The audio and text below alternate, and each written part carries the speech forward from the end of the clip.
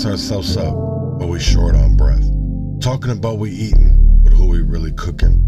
Dreaming about greens, but ain't nobody looking. No land, no acres, no seeds in the ground. When the hunger hits, who's gonna be around? We starving every day, and it just ain't the food. Feeding the hood garbage, got 'em acting a fool. We flossing with rides, stunting with chains, but these bars we spitting just bring more pain.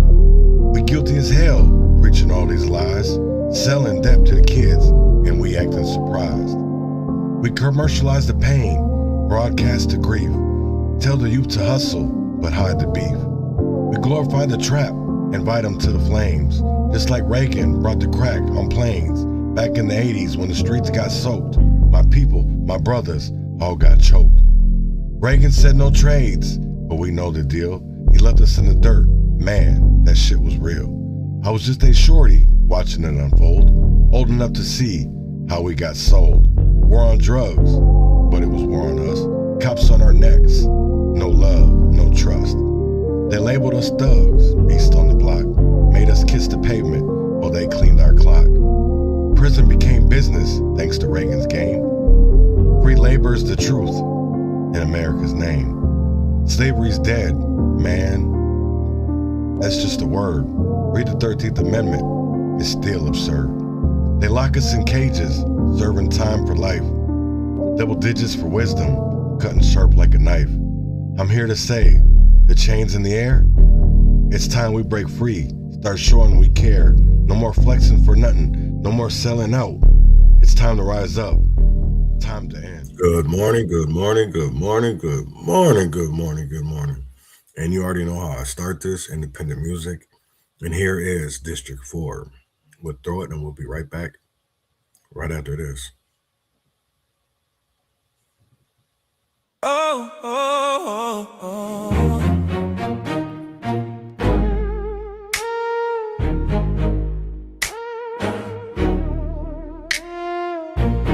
Yeah. You got that look in your eye, I can feel what you're thinking. Body so bad, got a grown man sinking. Ass in them jeans, girl, I swear it's a crime. Bounce to the beat like you serving time. Club lights hitting that skin so smooth. Hands on your knee, let me see that move. Don't talk, what? Go ahead. Girl, let me see you do it right. Go ahead, go ahead. Strings play while you move on all night. Go ahead, baby, you know what I like. Body on fire, you my type. Go ahead, slow it down, bring it back. Go ahead, let me feel that clap. You know I love that dirty sound. Keep that bounce when you break it down. Yeah, that thing talk loud like a 808 drum. Shorty from the south, where that bounce come from. Got a red nip, body like a dream. Little waist, big hip, she the club queen. Strings cry when she bend that low. District boys make her lose control. I ain't even gotta say too much. One look and she know what's up. You know what's up, girl. Go ahead, go ahead. Girl, let me see you do it right. Go ahead, go ahead. Strings play while you move all night. Go ahead, babe. You know what I like. Body on fire, you my type. Go ahead, go ahead. Slow it down, bring it back. Let me feel that clap, you know I love that dirty sound. Keep that bounce when you break it down. Yeah, it's that real bounce, baby. Street lights, red cups, strings in the bag. District 4, nasty, classic, I throw it. Good morning, good morning, good morning, good morning. That was District 4 with Throw It. This morning, I want to start with yesterday.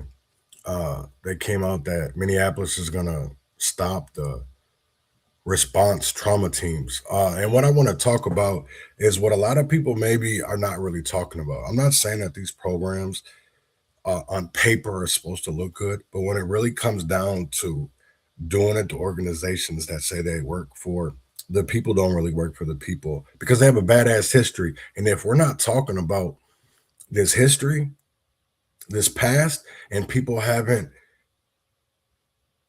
pay their debt to society, their debt to the community, then this is things that we need to have discussions about. We need to have conversations about. So with this is the Minneapolis. In 30 days, we'll be getting rid of the rapid response trauma teams.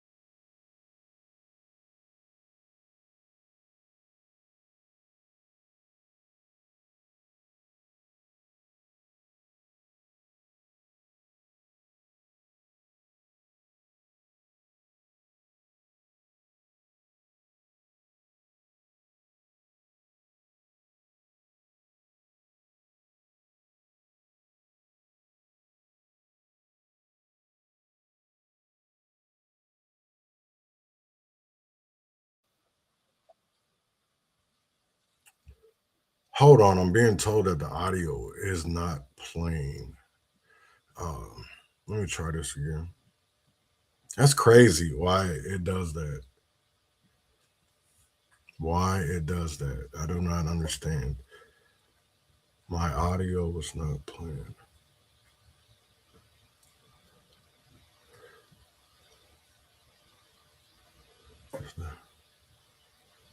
Okay. Oh Lord.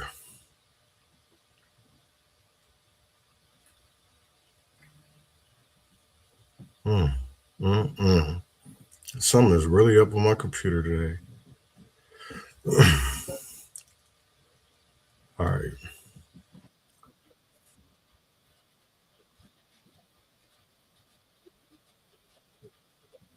My bad. $231. Now you add in state tax, and their total tax burden jumps to $100. Public safety in Minneapolis, I should say, will be without the city's trauma response program. The neighborhood safety department sending out emails to 9 groups whose contracts will end in 30 days, and it was just a big shock to all of them. Fox 9's Karen Scullen is tracking this story for us tonight. So Karen, let's just begin with the timing of this. It is really just not good. Right. You know, this week alone, a Minneapolis family experienced 3 homicides within their family. And one of the groups responding to that was A Mother's Love. In fact, they were right next to this family, kind of holding their hands through the trauma when they received the email that their contract was going to end in 30 days. It was due to go on for several months still and typically would be renewed, but it's going to end in 30 days. And they have been with this family all week, right from the beginning. They were there when the 14 and 23-year-old brothers were shot and killed on Irving. They were there with them when they helped them through their trauma, providing resources, a listening ear. So it was an absolute shock that they had received this email, especially that comes on the heels where earlier this month, City Council recognized A Mother's Love for their good work. Yeah, and Karen, for those who were joining us yesterday, after you talked to that woman, just a heartbreaking story, so you can, of course, see how much this would mean for them. You mentioned 9 groups are losing funding for trauma response. Why is that? Yeah, well, there's a couple of reasons, but I'm told by the city, or Neighborhood Safety First says, they expect this $4 million of rollover funding to happen year to year. They expect it, but it's not guaranteed. They had gotten in previous years, but they did not get that this year. So they were out $4 million, and they say they were forced to make some pretty tough cuts. This was difficult for them, that they said. They said it was very hard for them to end this program. But also the city is telling me that the reason they didn't get the rollover funding, this comes from the general fund. And the general fund pays a lot of things. And two examples that they gave me that were maybe extra expenditures this year were for police and fire overtime. There were other examples as well, but I have not received those yet. I was also told the property taxes that were collected were less than expected. So it was kind of a big change there as well. Money isn't the only reason that funding has been cut. Are there some more reasons here? Well, right. Also, neighborhood safety made it pretty clear that they're shifting their focus. They're kind of shifting away from trauma response into more of the gun violence prevention. So you have like YGVI or GVI, that's youth gun violence intervention. They're focusing more on the prevention aspect of that. A Mother's Love, and I think some of these other groups would say that they take part in violence prevention and gun violence prevention. So none of this really makes sense to them. And it's also just unclear as we head into spring and summer here, when gun violence typically goes up, who is going to respond? Because a lot of the police officers, the inspector at the 4th Precinct, for instance, will call a Mother's Love or maybe another group to respond to help families through their trauma. So it's actually not clear what's going to happen. And I know a lot of organizations do this work regardless of if they have funding or not. I don't know if that's going to be the situation for all of these organizations, but it is a painful loss. They're missing the fact that trauma care is preventing gun violence. We are the first line of defense. Everybody else get it after we're already there and dealing with it on the ground and helping people make it through it. And we continue that work all the way in as long as the family needs us. We continue that work. So I think they're misunderstanding what trauma is. Trauma is violence prevention. Now, I wanted to mention a few of the other 9 groups that are having their contracts terminated early, and that is Change Starts with Community, Domestic Abuse Project, and Black Business Enterprises Fund.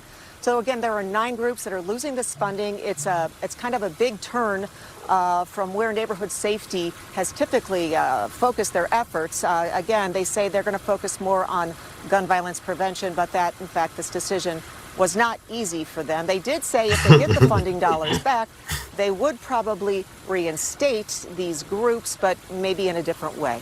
Back to you guys. Yeah, hopefully something can. You know what I was laughing at is I find this funny. We have so-called black leaders come up here and get in front of the cameras, get in front of the mics and talk their shit. But when it's directed at them, when it's looking in the fucking mirror at their own traumas they've done in the community, they don't want to talk about that. They don't want to talk about that. So again, if we're going to sit here and say that all cops are bad, then in my eyes, these NGOs, these nonprofits, these organizations that get funded by the city or state entities, they're just as bad. Because them are the same. It doesn't matter if it's Jerry McAfee, L. Flowers, Spike Moss, Sharif Willis. If you go back, this is why I have such an issue when it comes to the mayor, when it comes to the Brian O'Hara. I like dude, nothing against him. But how are you going to say here and say you're working for the community when the community comes to city council or let's say black activists or nonprofit organizations, and then they bring their complaints. They bring the shit that they're seeing out in the streets, and not that they try to change it, they sweep it under the rug. They sweep it under the rug and nobody really calls it out. Nobody does, because you know what the crazy thing to me is? It doesn't matter if it's Facebook, Threads, TikTok. I'm going to say this. I see a lot of niggas that are part of the DFL. They say they're independent, but look where they get their money from. That's not independence. That's not being independent. If you rely on money from state, city, or any of this bullshit when it comes down to grants, this is why our state has failed. Our state has failed because they've always said, oh, we want to help the black community. We want to help out the poor community. We want to help out the poor natives. That's not the way that it goes. We all know that's not the way it goes. Because if you were like me, somebody that was born and raised in Minneapolis, ran through these Minneapolis streets as a teenager, and now you look at it, it's totally different. It's worse now than when it was back into the 90s when we got the motherfucking name Murderapolis. When we got the name Murderapolis. Because we have more deaths on the streets. Now, no matter if it comes to homeless encampments, no matter if it comes to drug overdoses, gun violence, I can tell you right now, if somebody was going to call Minneapolis Murderapolis, it should be now. Not back from a nickname all the way from the 90s. Because I'm going to be honest, the shit that we're seeing now is the worst that we've ever seen it in Minneapolis, in Hennepin County, and even in Minnesota. When it comes to the fraud, are we really doing an honest auditing? I honestly believe like some of these, the report that just came out earlier this month about the fraud saying that it was O'Malley saying it was going back 50 years. This is why I like Philip Parrish. Because he wants to stop all of that. I don't hear no other fucking governors, candidates talking about that shit. Talking about going at these groups, at these so-called elected officials who are actually doing bad in our communities instead of actually doing good. That's what I want to see people stand up for. I want to see people stand up to what supposedly is that good, because it's not good for our neighborhoods. As you can see, everybody's coming out talking about, oh, ICE did this to our communities. ICE did that. What about what the fuck we do to our own communities? I sit here and I know people that, I shouldn't say I'm friends with them or anything like that, but I know people that are selling drugs in Rochester. And I've already told people, listen, I still have kids that live there. And I can tell you right now that if my daughter dies by an overdose, fuck the Rochester police, fuck Olmsted County sheriffs, because you're going to have to see me. I don't give a fuck about not going to prison. I don't give a fuck about that, because what I believe in is an eye for an eye. You do something to my blood, I'm going to do something to you. There's no way around that. And I don't give a fuck who you are. I don't care what your title is. I don't care if you're a family member or not. Because I'm tired of all this shit. I'm going to be honest. I'm tired. I'm tired of these people. The same thing with Nakima fat ass Levy Armstrong. Chantel Allen fat ass. Jolly Ginger. It's like, why do people have such a hard time standing up to the wrongs in our communities when we see it firsthand? There's a lot of people like, well, I don't believe that. I don't believe that. Even though people have sat in meetings and seen how what people are called a pyramid scheme. Hey, I got $1 million. So I'm going to give y'all all $100,000 and y'all put that into a for-profit so you can make money off of that. How is that not fraud? How is that not even waste? But yet we call these niggas black community leaders. We call them black community leaders. Spam. Black community leaders. Even though they've done harms. They've done so much trauma. I look at Keith Ellison and Timothy Magruder. I think about Timothy all the time, who's been locked up and railroaded by Keith Ellison, who says he fights for the community. The same thing when it comes to Amy Klobuchar. Do we not remember Marvin Haynes? Do we not remember Edgar Barrantos, I think his last name is? Jermaine Ferguson? Who people have been railroaded with no DNA evidence, not even being on the scene, but because of the color of their skin, they're behind bars. Because the color and other skin, their wealth class, and where they come from is the only reason why motherfuckers is behind bars. Let's be honest. No matter if it comes to Phillip Vance, no matter if it comes to Jermaine Ferguson, Pepe, all these niggas is innocent. At least of the crimes that they're being blamed for. So how are we locking people up for being innocent of a crime? I don't understand that. That's why I get frustrated with these DFL legislators. You say one thing, but you fucking do another. Your actions do another. And yet people fall for that shit. I truly don't understand it. It's even like this. So yesterday, I don't know if it was yesterday or the day before, but the Freedom Caucus, that is something new. There's 15 other states, and I shouldn't say America, I mean Minnesota, but America, that actually have Freedom Caucuses. And yesterday, they filed articles of impeachment, and here is Drew Roach. Articles for the fraudster in chief. Hey folks, Representative Drew Roach here. Here with my other colleagues from the Minnesota Freedom Caucus, here to do the work for the people. Representative Ben Davis, folks. Ben Davis. And, in my hands, I have articles of impeachment against Attorney General Keith Ellison. As I'm sure you're aware, he had the Feeding Our Future fraudsters in his office doing an alleged quid pro quo.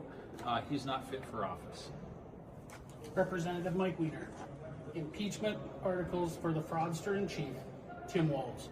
Holding politicians accountable, holding him accountable for the massive amount of fraud in the state of Minnesota.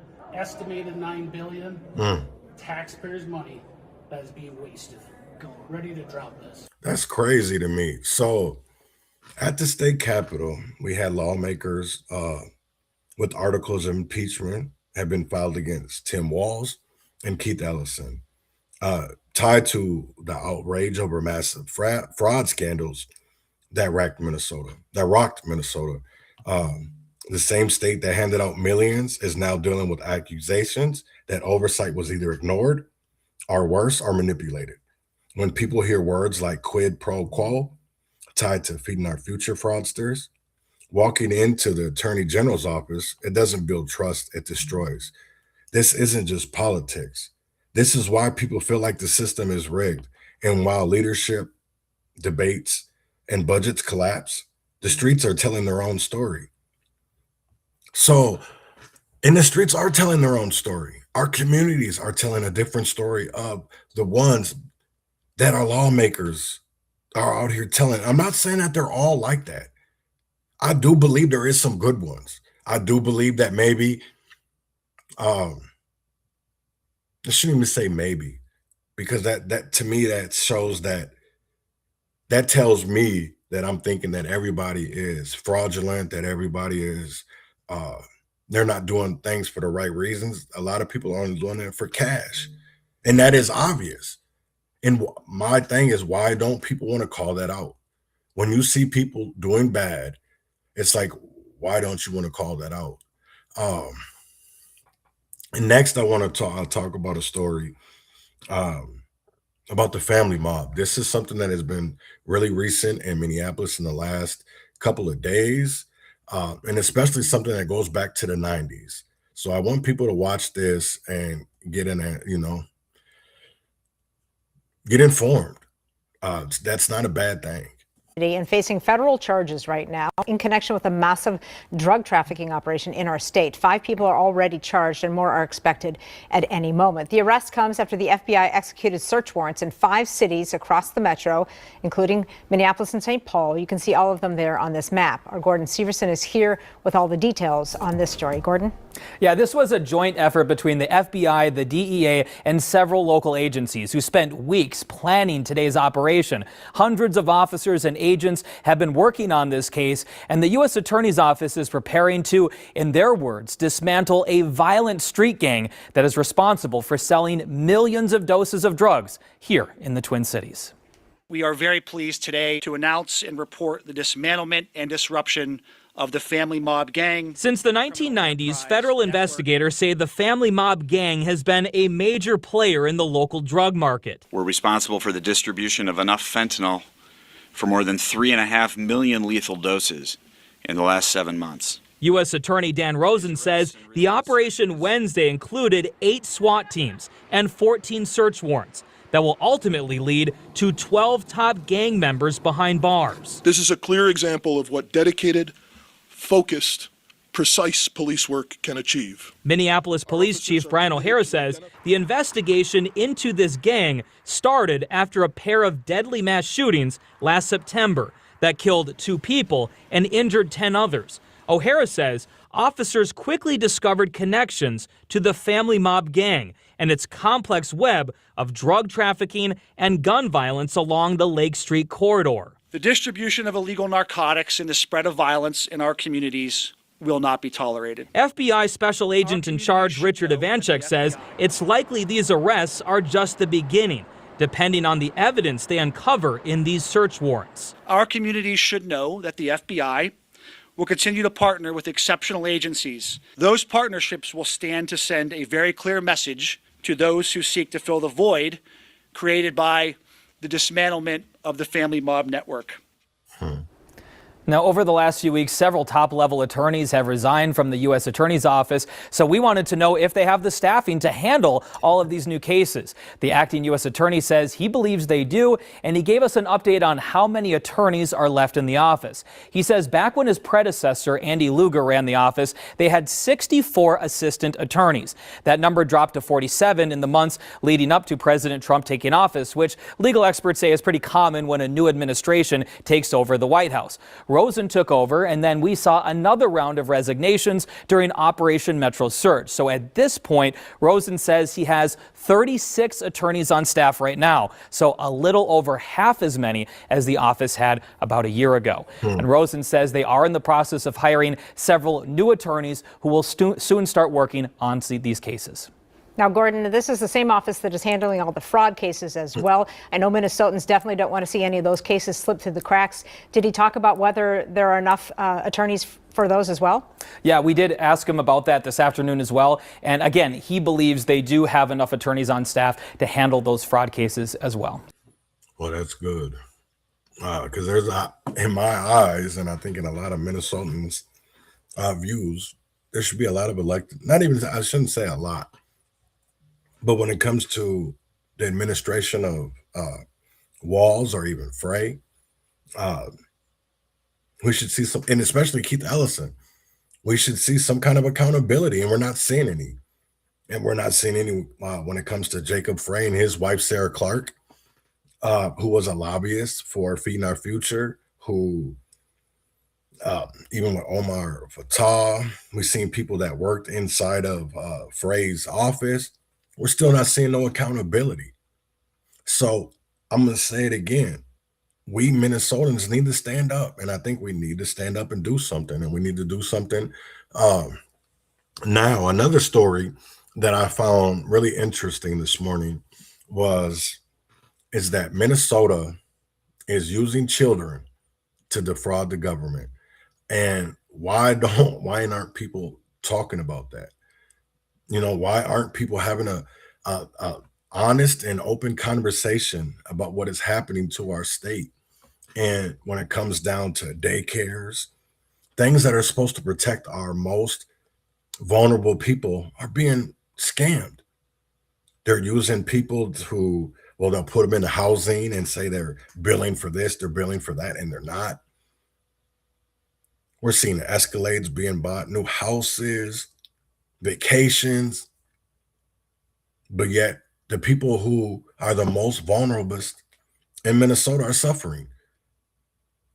They're suffering. And instead of city entities making sure that those people are okay, they're not.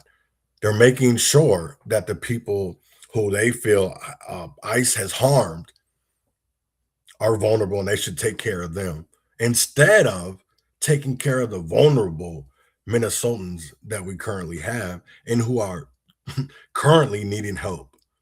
For investigating accusations of fraud in Minnesota. Here's one of his videos from December. Watch. Hello. Can we speak? Yeah. I would like to check a child in the daycare. Why? Can I speak to a manager? Come back later. Independent journalist Nick Shirley is here with me now in New York. Nick, great to have you here. Nice to meet you in person. You know, you uncovered this learning center fraud where there wasn't even anyone showing up there. There were no teachers. They misspelled learning on the door, which should be a pretty big red flag for everyone. But this autism story is very intriguing because we've all talked about how it's escalating. So many more kids. Why are so many more kids autistic in the country? This is a little bit of a tip of the iceberg in figuring out why those numbers have gone up so dramatically, right? Yeah, and I mean, just think about it. They've used autistic children to fraud the government. They're using children, they're using the autistic children, and they're using old people to take millions and billions of dollars from the state and giving it to fraudsters and the federal government as well. So that's why you see people like Dr. Oz going, and they're like major props to him because they're cracking down on this fraud because they are literally defrauding American citizens of billions of dollars. It's amazing. And, you know, you said in some cases parents will, basically pretend, and these centers don't necessarily need a license. And in some cases, a child is being sent for autism therapy, and maybe they went like 20 minutes in a month or something like that? Yeah, nobody really knows. And we know that when I went there to one of these autism centers in my YouTube video, they wouldn't even let me check in little Joey, my son. If he was autistic, they wouldn't even give me papers to check him in. And so what we think is happening and what's been proven to happen is that these people are getting kickbacks from these autism centers when they go and enroll their child because, I mean, over a 10,000% increase in funding. Is there a 10,000 increase of children with autism in Minnesota? Yeah. I mean, the money just came pouring into the state during the Biden years and during COVID, and it was mismanaged. So now just put this up. It's only this money that's getting frozen, and Governor Walz makes it sound like, you know, they're going to withhold all of these funds from people who really need them. It's a very small sliver. This is like a slap on the wrist to Minnesota to say, look, give all the care that people need with all the rest of the $11 billion, but we're going to freeze $250 million to kind of get you to make sure, get your act together. Yeah, and so they shouldn't be offended. They should be like, all right, let's help you guys. Let's figure out this fraud. Like, why are they being offended by this? Like, shouldn't they want to do well for all their citizens? That's a great point. This is a reaction. Some of the people who were protesting in Minnesota, who we saw on the streets, right? We saw the 2 tragic deaths that happened in the middle of this, too. But some of the people who were out there are claiming 12 weeks of medical paid leave if they got sprayed with something during the protests, which they chose to be part of. Watch this soundbite. Right. We've had some federal agents in the state recently. There's been chemical munitions used on some folks that have been out exercising their First Amendment rights. Have you seen any of that in terms of applications that are coming out? The short answer to your question is yes. 12 weeks of medical paid leave for those people. I mean, just think about what's happening in Minnesota. They're letting that happen. They're letting all these daycares go. They're letting the autism centers go. I mean, just like you have a whole plethora of fraud and handouts inside this state. Right. And we have to pay for it. Right. Exactly. So taxpayers are paying for it. They know that money gets sucked out of your paycheck in order to do real services for people who fall below the poverty line and need these kind of services. But, you know, you can't even get them when you knock on the door, as you have proven. Great to see you. Keep up the good work, and come visit us again, Nick Shirley. Thank you very much. Check him out on YouTube. I'll say this. I don't know much about Nick Shirley. I know that there has been things about his family in the last couple of years about fraud. I don't know much about that. I know that here's the thing that I'm going to say is that people in Minnesota took Nick Shirley's video serious, even though they have been told about the fraud years before this. I don't know why Nick Shirley's, maybe because they claim that it's not saying that he's independent media, but that's what he labels himself as. And really, I don't think maybe that's not the way he does it, but maybe people are throwing him into a right wing kind of thing. So why did it take from years before when it came to Phil Parrish, when it came to all the shit that we've seen with Feeding Our Future, with daycare fraud, Medicare fraud? It took a video from a a journalist, I'll just say that, a journalist, for us to take it seriously. We didn't take it seriously when citizens, our own residents, were coming out and saying shit, because you know why you didn't want to believe them? Because you were more worried about the messenger than you were worried about the message. And that's why I feel like Minnesota is in a very lost place, is because we care more about the messenger instead of the actual message. But I want to go on. This is a story that Medicaid changes are coming. And one of the things that this is to me is, I think, is gaslighting. Not going to call it misinformation. I'm going to call it gaslighting. And the reason why I'm calling it gaslighting, this isn't a new issue. So why are they seeming like it is one when Hennepin County Healthcare has been talking about this for at least the last 10 years? And now that it's actually, people are sounding the alarm, like the red flags, whatever, like, hey, we need help. Now people want to pay attention. And I feel like if we would have been paying attention 10 years ago, I'm even speaking to myself, that I really do feel like the economy in Minnesota shouldn't have to be like this if people were actually paying attention. HCMC is on life support, their words, according to hospital itself. And tonight, Hennepin County leaders say it could end up closing because it keeps losing tens of millions of dollars every year. Just weeks ago, we reported that the hospital's financial problems worsened with the downfall of nonprofit health insurer UCare. Fox 9's Mike Manzoni is live at HCMC tonight. And Mike, leaders are now asking the state for some help.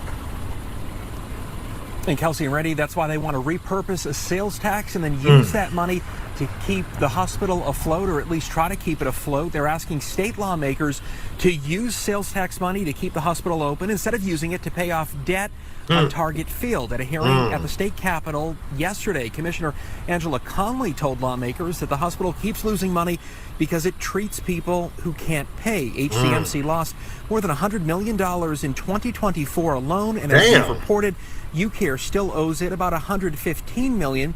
The nonprofit stopped making payments when it winded down operations late last year because of its own money problems. County leaders also say that the Trump administration's budget will take another $1.5 billion or so away from HCMC over the next decade. There is two paths ahead of us. The 1% sales tax, kind of repurposing the ballpark tax and expansion, or we will have to make plans to start the process of closing the hospital. We're covering their payroll right now. We are covering their payroll. As of right now, tomorrow on a payday, Friday, we will cover those checks. And HCMC sent us a statement earlier today saying, in part, quote, Hennepin Healthcare is on life support and at risk of closure. The hospital has taken aggressive steps to contain costs, but needs legislative action to stabilize operations. And Hennepin County uses $38 million a year in property taxes just to offset all of the losses. That Target Field tax accounts for about $55 million a year. We're live in downtown Minneapolis. Damn. I really hope people are paying attention, man. I really do hope that people are paying attention. I really do, because I'm going to show you. So this is what Robert had posted back in December. And maybe people don't remember or not, but I want to say, do you remember when Ellison office said they didn't want to get involved unless they had to, and let fraudsters sort of run until it was an issue? And not enough people, to me. So for the people who are saying that they need to hear it, here it is. Nonprofits. And I think one of the takeaways from the matter is that we jump in many times because we have to. This office gets involved on this level, an enforcement level, because there are few options available, and we wish that wasn't the case. I think that with the resources that we have, we prefer that people police their own conduct first. That you all know how to run your own organizations. We don't want to run them for you. But when it comes to, if you get repeated concerns, if you get feedback, if you get criticism, I would say it's a theme for any charity, not just this one, that it's a gift take it for what it is and learn from it and take it seriously. Nonprofits and So they were telling people months ago,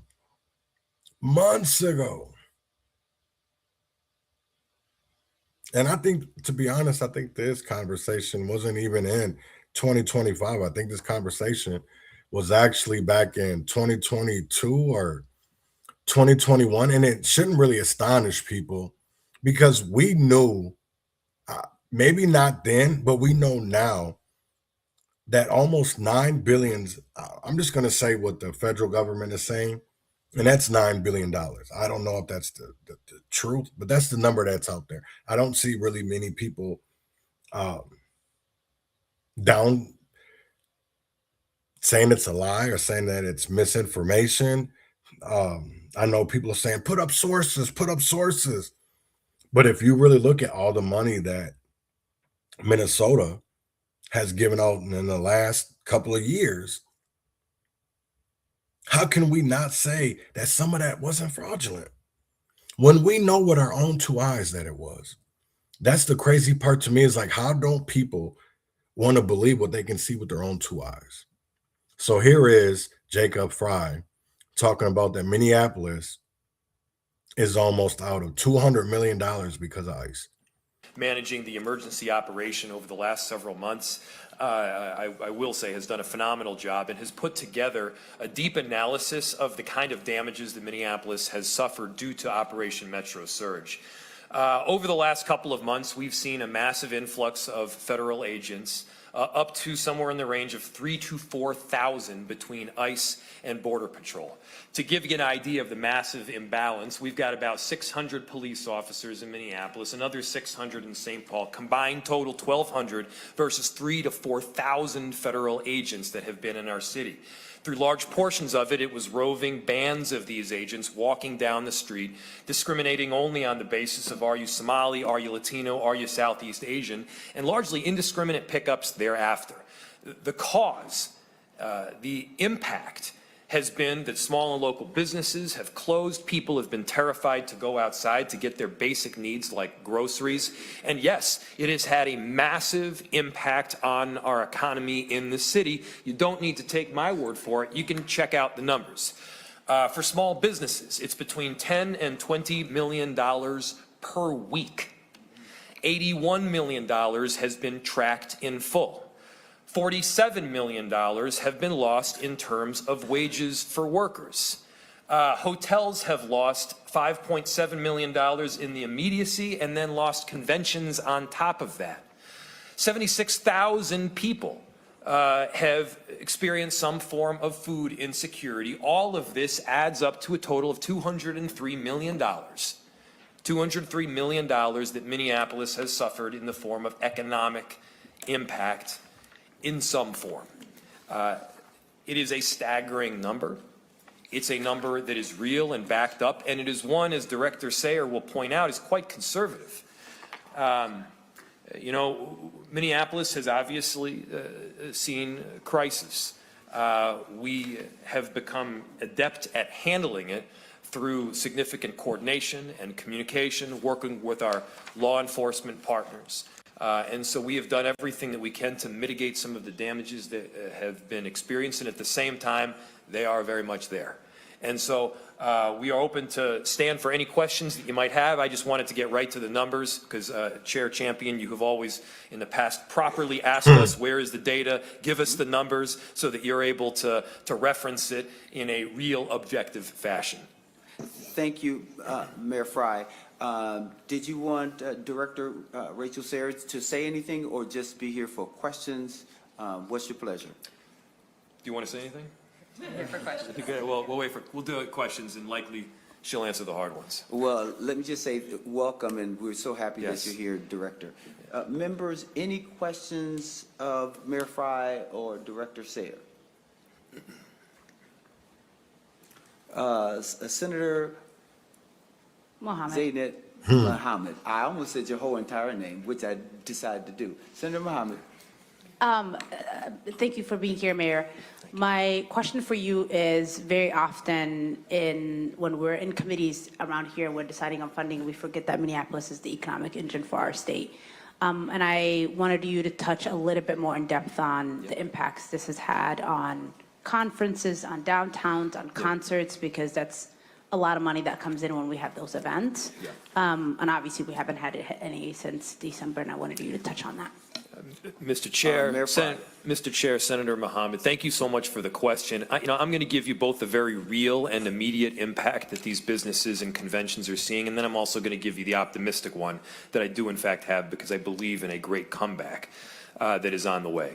I just came from the Meet Minneapolis annual meeting, and it was described that there are conventions in real time that are concerned about safety in Minneapolis due to the Operation Metro Surge. To be clear, it's not due to crime.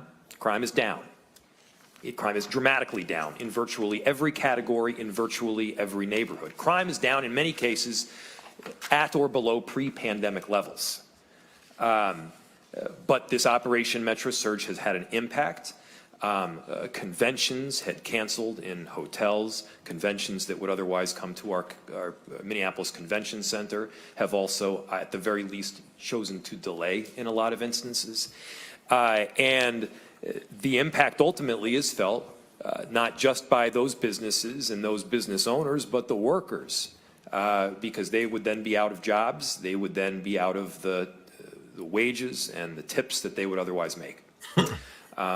I'm also optimistic in that we are recognized around the country as a city of heroes. To dumbasses, what they are. That way. To dumbasses. Let's get that correct. People leftist dumbasses from all around the country are in awe and are inspired by what has taken place here in Minnesota. And I do believe that there is an opportunity here, even an authentic rebranding happens naturally, where we could have this big comeback. But first, again, we need to plug some of the gaping holes that we presently see. Senator Mohammed, any other questions? Senator Parr. Thank you, Chair Champion. I just want to start off by saying thank you to Mayor Fry in the city of Minneapolis for leading on an economic impact assessment and shedding light on the real costs to our community and what we're facing. By documenting the financial harms to workers, families, small businesses, the city. I just want to stop it right there, right? Because it's these same fucking people that don't want to have any discussions that Minneapolis mayor exposed. The $250 million secret his wife may be hiding. While Jacob Fry is on national TV screaming for federal agents to get out of his city, a shocking news report suggests that he might have a very personal reason for wanting the feds gone. It turns out his wife, Sarah Clark, was a lobbyist for the law firm representing the masterminds behind the Feeding Our Future scandal. The massive $250 million fraud that stole food out of the mouth of hungry children.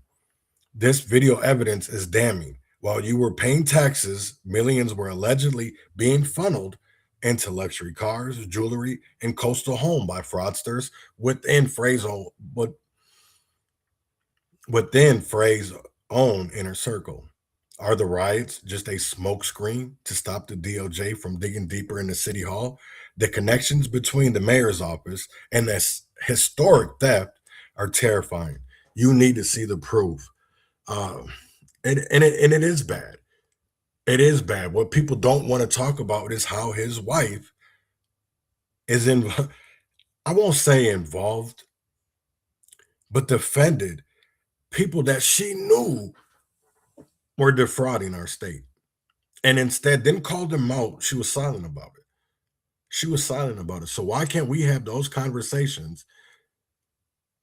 Why can't we have those conversations? That's what I really want to ask people. Why can't we have this? So when Senator Faw is up here asking all these bullshit ass questions about how ICE did this to the Minneapolis community, why aren't you talking about how Frey and his wife harmed the residents of Minneapolis, and not only Minneapolis, but the residents of Minnesota? City of Minneapolis is helping to ensure that our policies really can address those things. Something I talked about last week about, I really would love to see a statewide economic impact study, an assessment being done, because that's super important. But I just want to thank the City of Minneapolis for leading in that, so that we have some preliminary information to at least go off of. Yes. Oh, Thank you, yes. Chair Champion. And Senator Pye, you will hear some statewide data, because we do have Explore Minnesota here, and they've collected some data, and so you should hear that information as it comes forward. But thank you, Mayor Frey. Mayor Frey. Apologize. Mr. Chair and Senator, the one additional presentation was the direct cost to the city of Minneapolis, which is approximately $6 million. This again is to the enterprise of city of Minneapolis. The vast majority of that is overtime costs in the form of policing. Don't upload your videos to YouTube. Upload to Restream, where we will live stream it to YouTube. And Mayor Frey, I see on the document that you provided for the committee and committee members, you can see this information. Bobby Hope in champion. packets.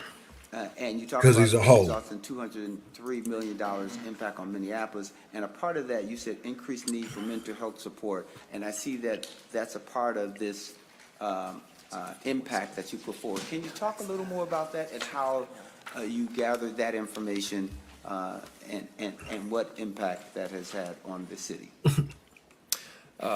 Mayor Frey. Mr. Chair, thank you for the question. I believe the impact of mental health is $2.3 million, but I'm going to pass it to Director Sayer so that she can provide a more in-depth explanation. Welcome to the committee, and state your name for the record. Thank you, Chair Champion. My name is Rachel Sayer. I am the City of Minneapolis Emergency Management Director. In terms of mental health impact, we were able to estimate a relatively small number is what we were confident in estimating at this time. However, I can tell you from just talking to people in our city, this Operation Metro Surge has had wide-scale mental health impacts across our entire resident population, especially on our immigrant refugee Thank you for saying it, immigrants. All organizations that have been providing mutual aid and services, our healthcare workers.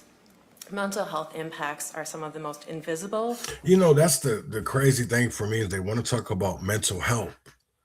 They want to talk about mental health. But where was all that mental health talk with Eddie Duncan?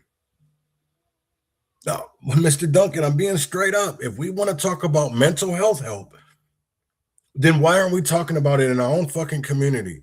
Because you're going up here and you're talking to the Senate about how the immigrants and how immigrant organizations are having a lot of mental illness. I shouldn't even say mental illness, but mental turmoil.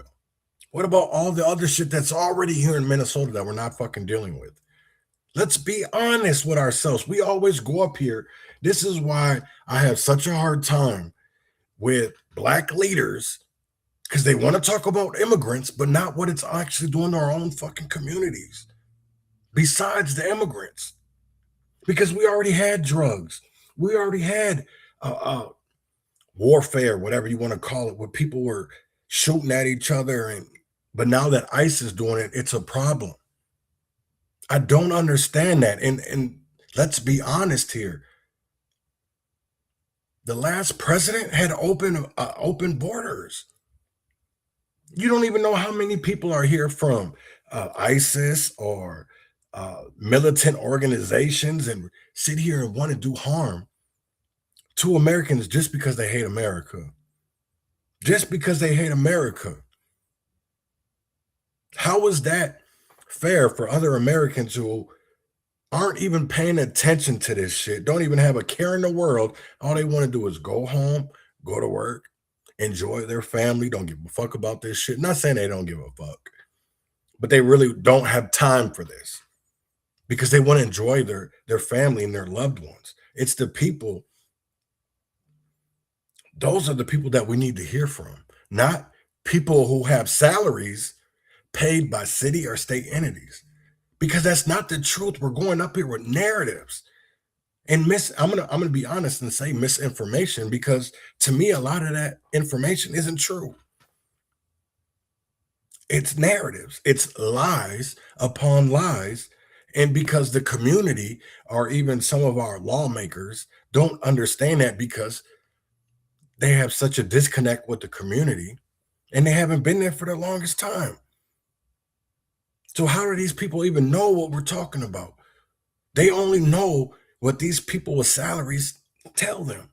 Because I'm going to tell you right now, when it comes to the grassroots of Minnesota, or the so-called, I won't even say that, the people who are don't want to get paid to do it, don't want to, not worried about the credit, not worried about any of that shit.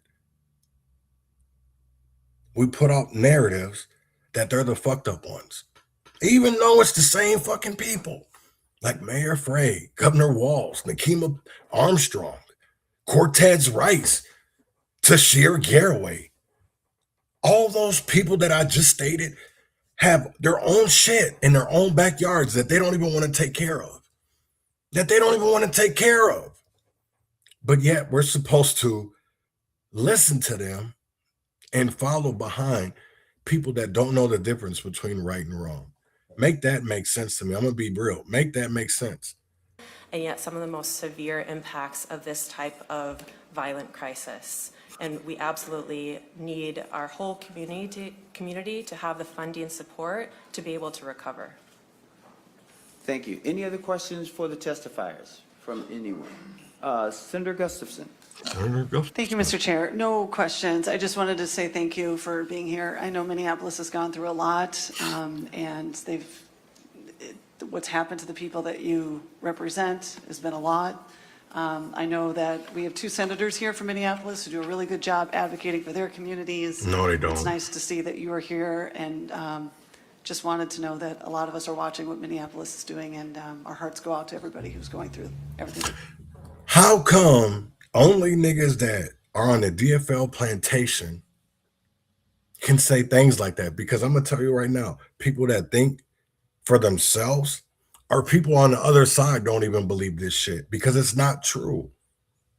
It's not true. And I'm going to tell you right now is that the people that need to be heard, they're not heard. And that is so fucked up.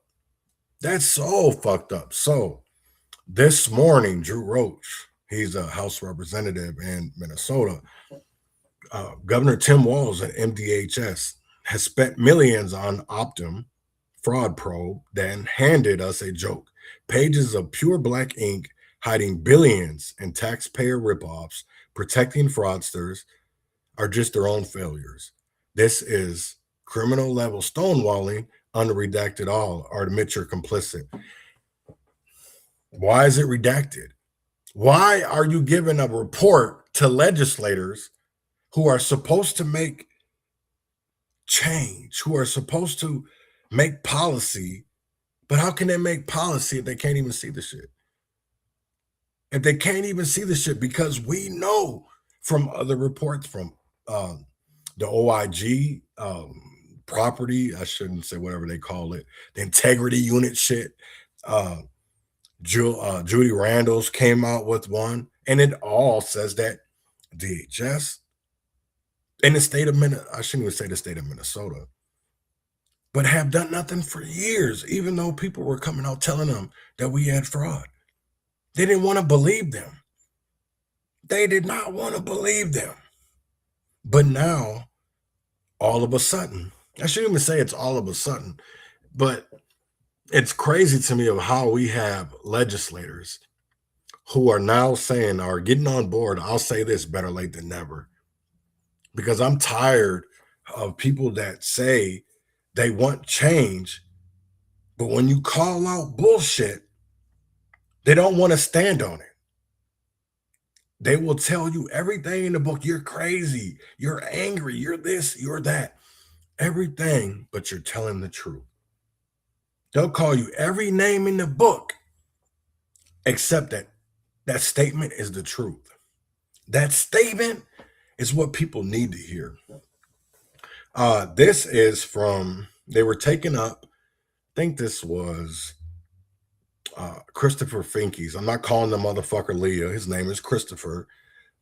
Leah, Finke, whatever the fuck you want to, but I'll say Chris, had an amendment. And it was, to me, we can't even get justice in our own communities. So why are we expecting the federal officers to do anything because they're immigrants? If you came into this country illegally, how is that not a crime? How is that not a crime? And so to me, you're aiding and abetting. You're aiding and abetting criminals. I've seen legislation talking about they don't want ICE on in schools, and okay, don't let immigrants run in there. What the fuck? That's why you see this shit.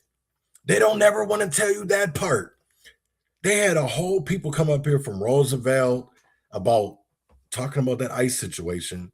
But what they didn't tell you was how an immigrant who was being chased by ICE ran in there. That's the only reason why ICE was there. They're not telling you that. Why? I want people to really think about it. Why are not Democrats telling you the truth? Why aren't Democrats telling you the truth? This is Walter Hudson. This is from a couple days ago. Last week, I think today's the 27th. So this is about 8 days ago. And I want people to listen. This is about 12 minutes long. Lawyers that are laughing at me right now. Do you understand how the Supremacy Clause works? Do you understand what insurrection is? It's the undermining of federal authority. For months and weeks on end, we have had the top law enforcement officer in this state, the governor in this state, the mayor of Minneapolis, and many of you actively undermine federal authority when it comes to immigration law.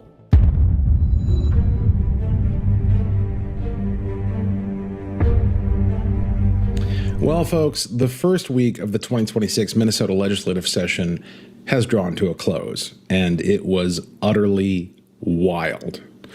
After spending the first day honoring the memory of Speaker Emerita Melissa Hortman and highlighting her focus on governance over intransigence, the rest of the week dashed any hopes that Minnesota Democrats might set aside activist theatrics to focus on the real problems facing Minnesotans. Nothing demonstrated that more clearly than the House floor session on Thursday, February 19th. Aside from routine business, both parties attempted to declare urgencies on separate bills. House Republicans moved to advance legislation already passed by the Democrat-controlled Senate last year, 60-7, a bill to establish an independent Office of Inspector General to confront the billions of dollars in fraud that have made Minnesota a national embarrassment. In other words, our priority was to do something real. We wanted to do something that was demonstrably bipartisan. We wanted to do something urgently needed for basic accountability. House Democrats voted that down. Then, immediately afterward, they moved urgency on one of their bills, a bill that, as you're about to see, would have no practical effect on anything at all. A bill that runs up against one of the most basic principles in the United States Constitution, but it had the virtue of giving them a platform to deploy more insurrectionist rhetoric against federal law enforcement. Here's a compilation from that debate. As members know, during the interim, we have had the murders at the hands of federal agents of Renee Good and Alex Pretty. And of course, we've seen numerous injuries and disappearances of Black, Brown, Asian, and Indigenous Minnesotans. Thank you, Representative Mueller. You said there was 2 murders. What were the conviction dates on those murders? Because I don't think there was any murders, and I don't think they'll ever be convicted of murder. So you said that there's 2 people murdered. What are the dates of their convictions? There doesn't need to be a conviction for me as an individual to say there's a murder. Representative Mueller, I think that's pretty irresponsible comments. The BCA can already do an investigation. And in fact, on February 16th, BCA Superintendent Evans put out a press release that says that they are going to do an investigation. History is an inconvenient thing when you are on the wrong side of it. She deserves a full investigation, cooperative with the federal government who committed this murder. And while the BCA can investigate, we all know they cannot do a full, fair investigation without cooperation from the federal government. Representative Hudson. Thank you, Madam Speaker. Going to make an attempt to ground us back in the actual effect of statutory language, which I might have already played that last week. I'm not for sure. I want to today, this came out this morning. Nekima put out a court support request. There has at least been 9 people arrested this morning in a church protest case regarding City's Church. Their hearing is at the U.S. Federal Courthouse in St. Paul today at 1:30. To my knowledge, they have arrested Monique Collars-Dottie, Satara Strong-Allen, Cheryl Pergasol, Amelia Hansa, Jarmel Perry, which is Jarrell Perry's brother, Rachel Gulaski, Brixton Hughes, who they call independent journalist, Ariel Hampton, that's the dude's wife, the woke farmers, and then Danielle Matthias. They supposedly have court today at 1:30. Black people, stay your asses at home. I'm going to tell you right now that these niggas should have never been out there. They should have never, because you're not going to get change. You're not going to get change. We're in the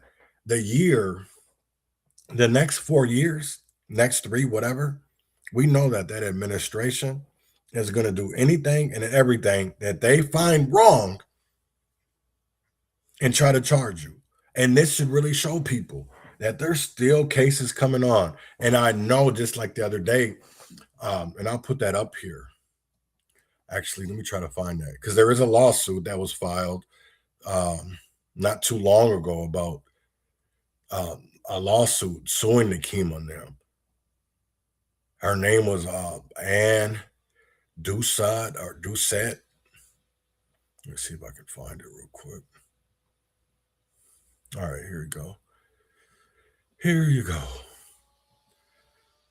Let's see it is. So I want to read something. A congregant of City's Church in St. Paul has filed a civil lawsuit following a disruptive protest that took place during a January worship service. The suit named several individuals, including Nekima Levy Armstrong, Don Lemon, Georgia Fort, Chantel Allen, and others, alleging a coordinated effort to disrupt religious worship. The case is now moving forward in civil court and is separate from any criminal proceedings tied to the same incident. What the lawsuit claims, the plaintiff outlines multiple legal claims rooted in Minnesota common law, arguing that the protests went beyond lawful expression and crossed into coordinated, harmful conduct. She just pointed out a couple of things, so I want to point them out as well too. Civil conspiracy. The lawsuit alleges that the defendants worked together as a part of a planned effort to disrupt church services. According to the complaint, this included coordinating logistics and timing, promoting the action on social media, traveling in organized groups, and disrupting the service inside the sanctuary. The plaintiff claims this coordination demonstrates a clear agreement to engage in unlawful conduct resulting in harm. The second claim that she brought up was aiding and abetting torturous conduct. Even individuals who may not have physically entered the church are accused of playing a role. The suit claims certain defendants helped organize or promote the protest, provided logistical support, amplified the disruption through live streams and media, This, the plaintiff argues, enabled the events that unfolded inside the church. 3, intentional infliction of emotional distress. A central claim in the lawsuit is that the defendant's actions were extreme and outrageous.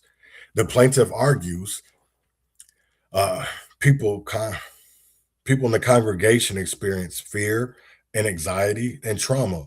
Children and vulnerable adults were particularly affected. The disruption created a lasting emotional impact. This claim focuses on the psychological toll of the incident. Interference with religious exercise. The lawsuit also frames the protest as a violation of religious freedom. Specifically, it alleges that worship services were intentionally disrupted, congregation members were prevented from practicing their faith, the right to peaceful assembly was interfered with. This claim raises broader constitutional and civil liberty questions. The fifth one that I really found that was important was trespassing related claims. Finally, the plaintiff argues that the defendants entered the church without proper consent or exceeded any implied permission by entering with intent to disrupt. The lawsuit claims this interfered with the church's property rights and the congregation's ability to gather peacefully. What the plaintiff is seeking is the lawsuit requests monetary damages for harm suffered, a court order injunction preventing the defendants from entering the church or disrupting future services. What happens next? As this case proceeds through civil court, it will likely focus on key questions such as whether the protest was protected speech or unlawful disruption, the level of coordination between the defendants, and the extent of harm experienced by the plaintiff. So this is basically, she's pro se. This is why I respect this lady so much. I don't know her. I don't have no clue. She obviously has some kind of background in law because she is doing this pro se. And that, to me, is what a lot of people should be doing. And I hope a lot of people are watching and observing and seeing what she's doing. Because she did list Nakima, William, Chantel, Don, Jamil, Tehran, Georgia, Jerome. So, and if people don't want to believe it, this is something that she brought up too. I know people can't really see this. But there is, this is when Jerome went on live and basically stated the information that is in this law brief, whatever you want to call it. And here is what Nakima posted. This is a Racial Justice Network, ICE Out. It was actually ICE Out action. So they met at a location and then that's when they went there. So how is that not logistics of coordination? I don't know how far this is going to go, but people should really pay attention and see what this brings. What actually is going to come from this? What is going to, is anything going to change? So with that being said, I'm going to get up out of here to maybe next week sometime. Next week will be really weird. I got some appointments that I have to take care of. My primary doctor, still going to PT. So hopefully on Monday I'm cleared. I still have another month of PT to go through, but I'm hoping that on Monday, they clear me for that I can at least start looking for a job again. So I'm on the right track. Like I said, I'm very transparent. I'm not going to keep anything from you guys. But one thing that I was mentioned to this week was something that was called vascular dementia. That is something that triggers from the stroke. One thing that I'm not saying that I have it, but that is something that they're going to test me on. Alzheimer's dementia does run in my family. So not saying that this is anything that is genetically or anything like that. They believe that science does believe, or whatever the doctors, that this is a symptom of the stroke. This is something that a lot of people who have strokes actually do have.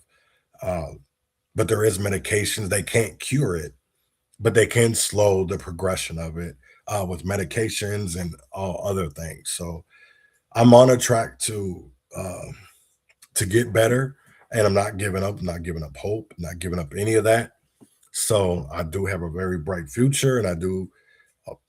This isn't making me sad or anything like that. So I just want people to not give up and to realize that you may not see the hope in the government, but I want you to see the hope in the people.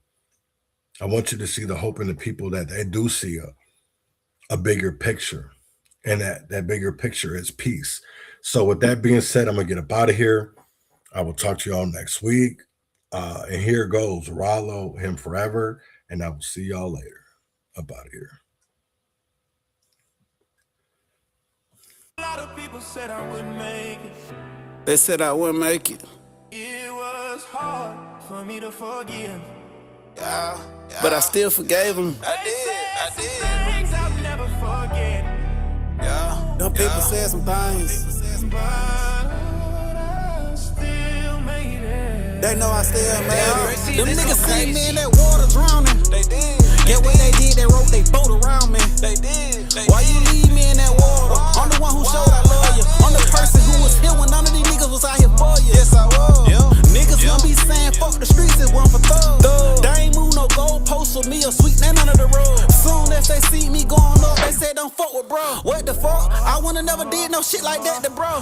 You never seen me say no lame shit about you in my life. If I told them us, all of us be doing life. Niggas know I'm right, but scared to say it cause they don't want buddy them to turn off the lights. Let me talk to them. Let me tell you what they gon'